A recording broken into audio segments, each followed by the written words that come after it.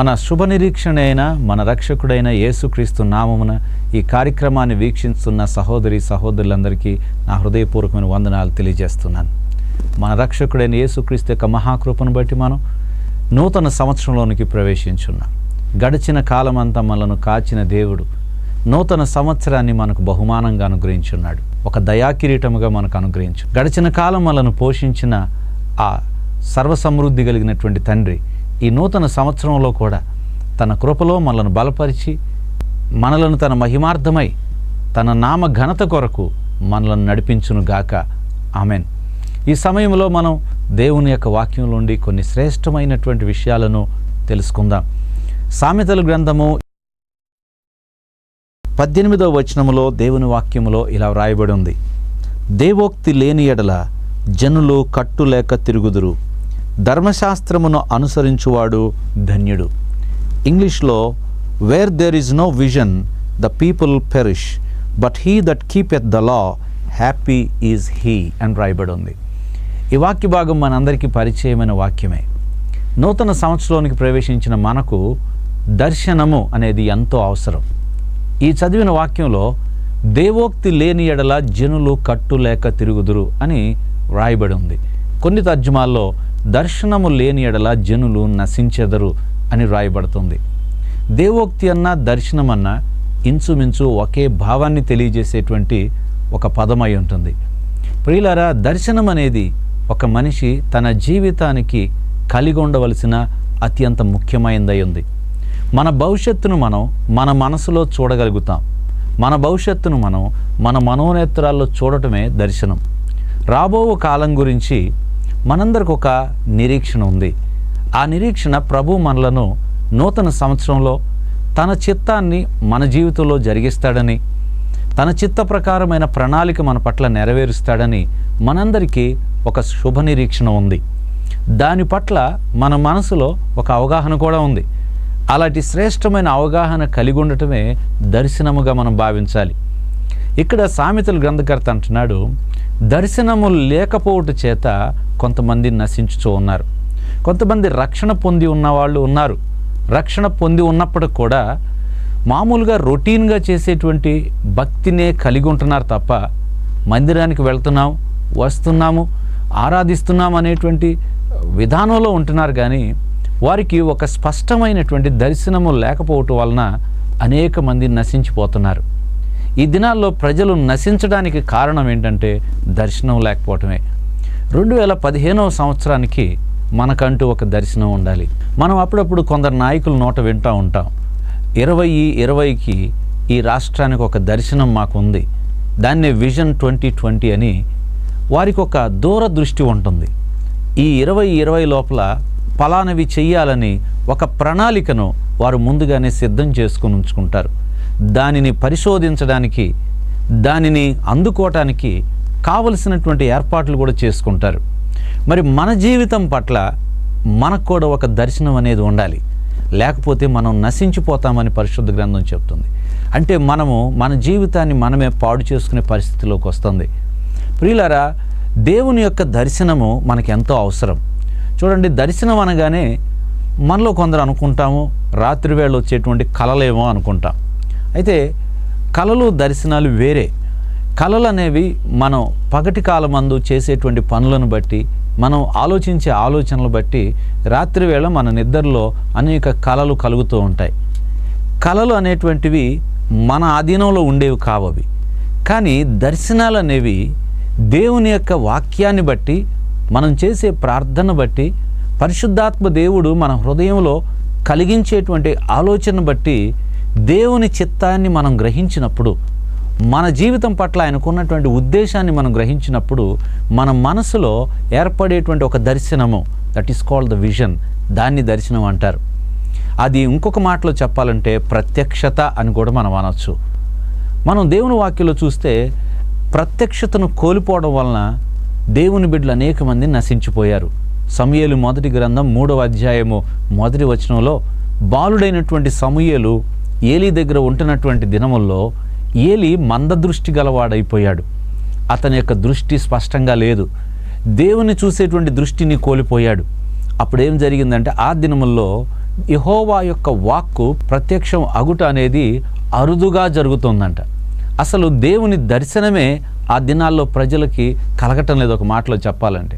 దానివల్ల ఏం జరిగిందంటే ఏలీ యొక్క కుటుంబము, ఏలీ దినాల్లో ఇశ్రాయేలు ప్రజలు కట్టులేక, అంటే దేవుని యొక్క ప్రణాళికలో నుండి వాళ్ళందరూ వైదొలిగిపోయి తమ సొంత ఇష్టానుసారమైనటువంటి మార్గాల్లోనికి వెళ్ళి వాళ్ళ సొంత జ్ఞానాన్ని బట్టి ప్రవర్తించి వాళ్ళు అనేక శ్రమలకు గురయ్యారు. ఆ కాలంలో మందస్సాన్ని తీసుకెళ్ళి యుద్ధ భూమిలో విడిచిపెట్టి ఇశ్రాయేలీలు ఘోర పరాజయాన్ని చూసి భయపడి ఫిలిస్తీన్ల నుండి వెనక్కి పారిపోరావాల్సి వచ్చింది. ఆ విధంగా దేవుని మందస్సాన్ని వారి జీవితంలోంచి కోల్పోవడం చూస్తున్నాం. కారణం ఏంటంటే దేవుని యొక్క వాక్కు, లేకపోతే ప్రత్యక్షత, లేకపోతే దైవ దర్శనం అనేది లేకపోవటమే ఆ కాలంలో ప్రజలు నశించడానికి కారణమైంది. 2015 సంవత్సరంలోనికి ప్రవేశించిన మనకు కూడా ఒక దర్శనం అనేది తప్పకుండా అవసరం.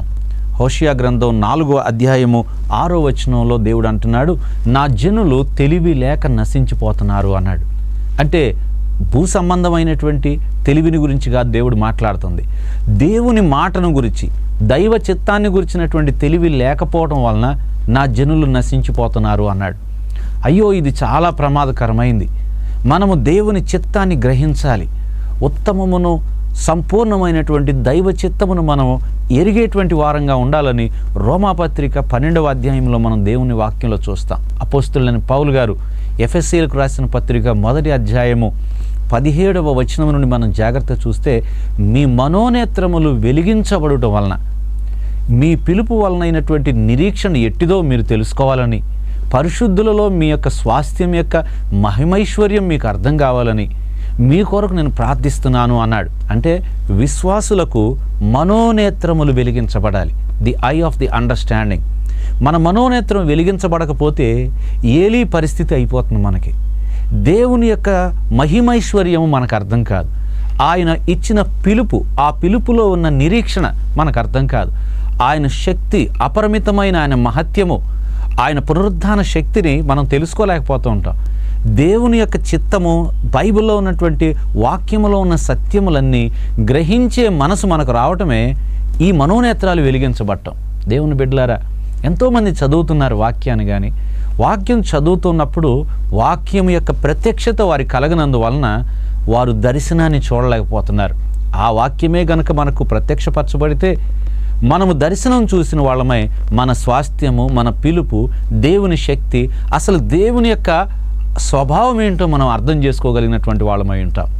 ఈ కార్యక్రమం చూస్తున్నటువంటి మీరు దేవుని వాక్యాన్ని మీరు ఎన్నో సంవత్సరాలుగా ధ్యానిస్తున్నారు, ప్రార్థిస్తున్నారు, కానీ దేవుని యొక్క చిత్తము మీ జీవితంలో ఏమై ఉందనేది మీరు ఇప్పటికీ వివేచించగలిగారా? వివేచించలేదంటే అర్థం మీ యొక్క మనోనేత్రాలు ఇంకా వెలిగించబడలేదని గ్రహించండి. దేవుని బిడ్డలారా, గమనించండి. దర్శనం లేని చోట చీకటి ఉంటుంది.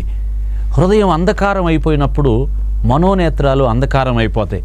ఈ అంధకారానికి కారణం ఏంటి అంటే మనలో ఉన్నటువంటి అజ్ఞానం అవ్వచ్చు, పాపం అవ్వచ్చు, అపవాదికి మనం ఇచ్చిన చోటును బట్టి కావచ్చు. మన మనోనేత్రాలు ముయ్యబడి కళ్ళ ఎదుట దేవుని యొక్క దర్శనం కనబడుతున్నా కూడా ఒక్కోసారి మనం చూడలేకపోతుంటాం. ఉదాహరణకు బిలాం పరిస్థితి అలాగైపోయింది. అతడు కన్నుల ఎదుట దేవుని దూత నిలబడినా కూడా అతనికి దర్శనం కలగట్లేదు.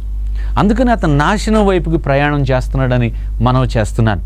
అంత మాత్రమే కాదు, ఎలీషా అనేటువంటి దైవజనుడు దోతాన్లో నివాసం చేస్తూ ఉన్నప్పుడు ఎలీషాని బంధించాలని చెప్పి సిరియనుల యొక్క సైన్యములు, గుర్రము, రథములు వచ్చి ఎలీషా ఇంటి చుట్టూరా అతన్ని బంధించడానికి సిద్ధపడుతున్న సమయంలో ఎలీషా యొక్క పనివాడు బయటకు వెళ్ళాడు.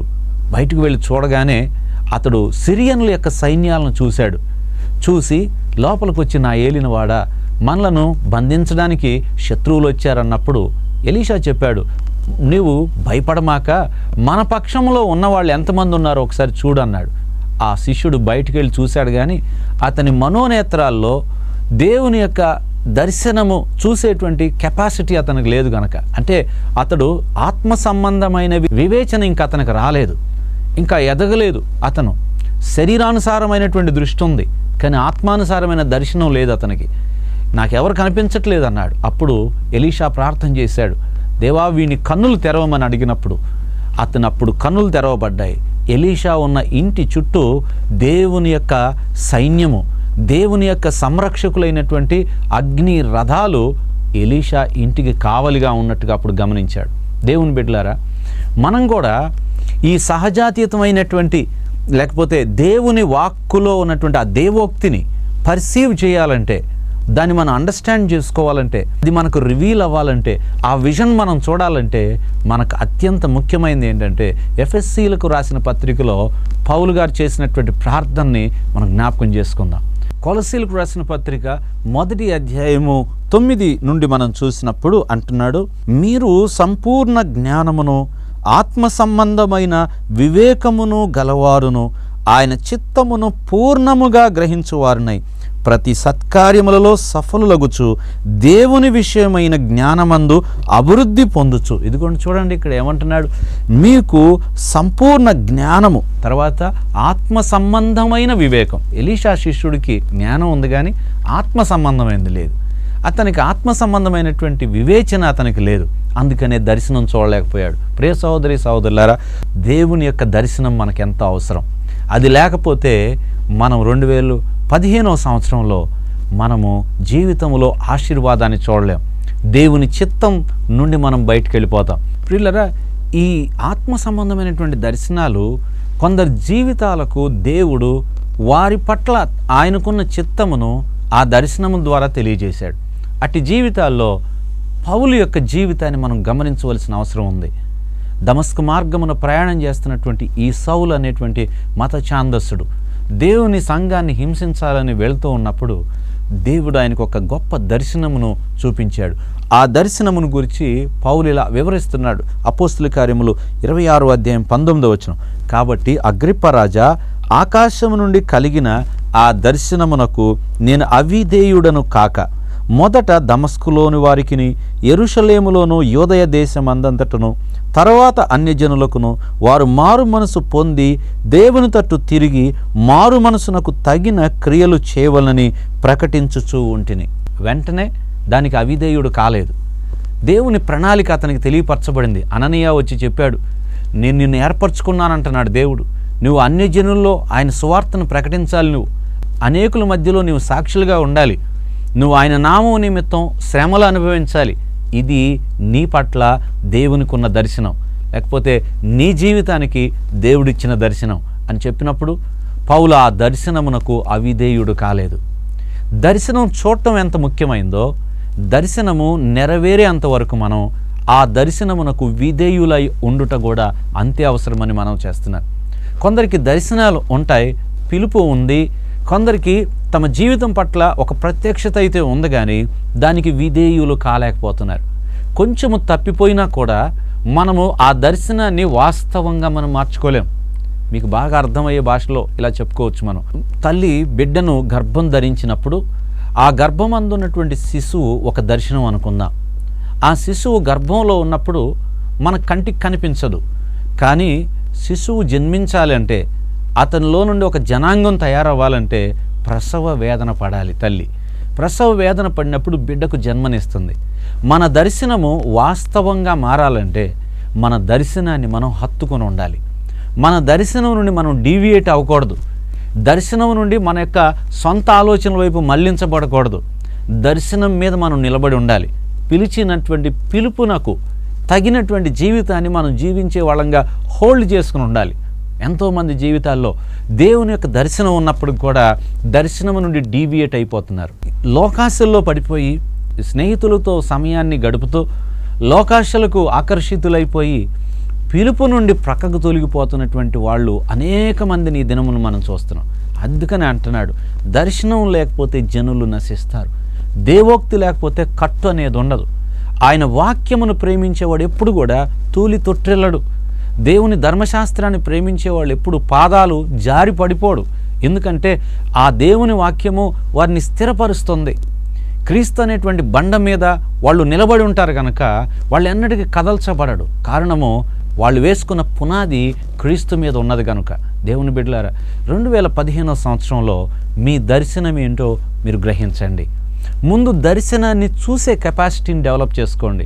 అది ఎప్పుడు డెవలప్ అవుతుందంటే దర్శనం చూసే కెపాసిటీ మనము దేవుని వాక్యాన్ని చదువుతూ వాక్యాన్ని ధ్యానిస్తూ ప్రార్థిస్తూ దేవుని సన్నిధానంలో మనం ఆయన యొక్క ఉద్దేశం బయలుపరిచే వరకు మనం కనిపెట్టడం నేర్చుకున్నప్పుడు అప్పుడు దర్శనం చూసేటువంటి కెపాసిటీ వస్తుంది.